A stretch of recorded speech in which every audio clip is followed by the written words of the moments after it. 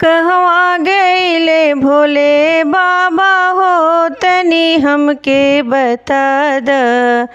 कहवा गईले भोले बाबा हो तनी हमके बता द। बागों में खोजनी बगीचा में खोजली, फुलवा में खोजनी पतैया में खोजली। बागों में खोजनी बगीचा में खोजनी, फुलवा में खोजनी पतैया में खोजली। ना मिलले भोले बाबा हो तनी हमके बता द। ना मिलले भोले बाबा हो तनी हमके बता द। कहवा गईले भोले बाबा हो तनी हमके बता द। घरवा में खोजनी दुअरवा में खोजनी, कोठवा पे खोजनी कोठरिया में खोजनी। घरवा में खोजनी दुअरवा में खोजनी, कोठवा में खोजनी कोठरिया में खोजनी। ना मिलले भोले बाबा हो तनी हमके बता द। ना मिलले भोले बाबा हो तनी हमके बता द। कहवा गईले भोले बाबा हो तनी हमके बता द।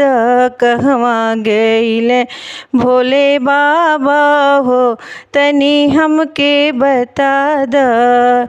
गंगा में खोजनी जमुनवा में खोजनी, सरजू में घूम के लहरिया में खोजनी। गंगा में खोजनी जमुनवा में खोजनी, सरजू में घूम के लहरिया में खोजनी। ना मिलले भोले बाबा हो तनी हमके बता द। ना मिलले भोले बाबा हो तनी हमके बता द। कहवा गईले भोले बाबा हो तनी हमके बता द। कहवा गईले भोले बाबा हो तनी हमके बता द। काशी में खोजनी बनारस में खोजनी, देवघर में जा जा के घरे घरे खोजनी। काशी में खोजनी बनारस में खोजनी, देवघर में जा जा के घरे घरे में खोजनी।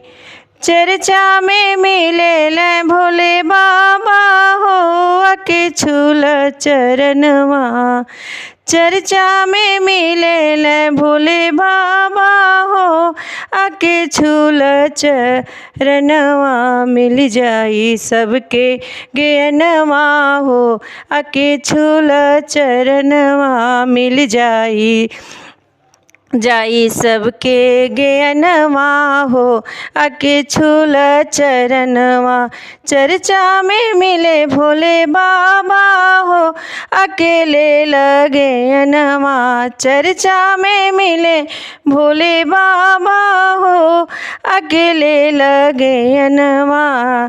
जाई पवन ईतनवा हो आगे छूल चरणवा। जाई पवन ईतनवा हो आगे छूल चरणवा। हथवा में पिन के कंगनवा हो गुरु के नामन कैला। हथवा में पिन के कंगनवा हो गुरु के नामन कैला। कहवा गईले भोले बाबा हो तनी हमके बताव।